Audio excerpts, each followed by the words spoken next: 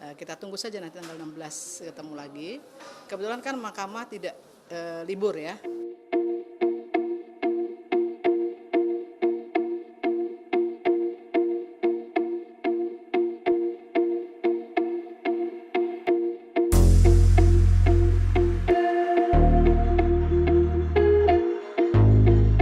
Sidangnya sudah merupakan sidang pemeriksaan pembuktian terakhir ya, tinggal menunggu.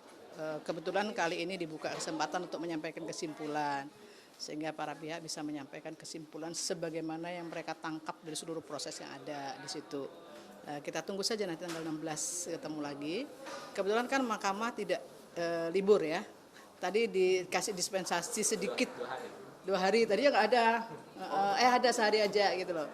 Tapi karena ada masukan, jadi kita harus mengikuti arus bawah, sehingga ditampung lah arus bawah ya udah 2 hari gitu. 2 hari, tapi setelah itu masuk kembali seperti biasa.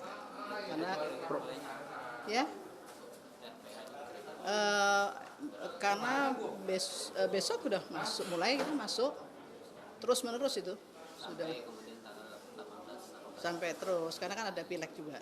Prof, berarti 4 menteri ini terakhir, maksudnya tidak akan ada pemanggilan yang untuk mendapatkan keterangan lagi dari... Sudah selesai, sudah sudah dipandang sudah cukup lah ya. Karena memang speedy trial ya, nggak mungkin kita mengundang sekian banyak pihak gitu ya. Kecuali kalau sidang PUU beda. Ya.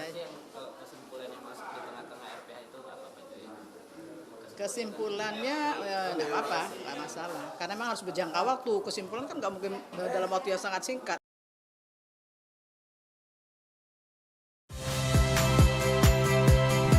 Saya Liviana Cerlisa. Saksikan program-program Kompas TV di siaran digital, pay TV, dan media streaming lainnya.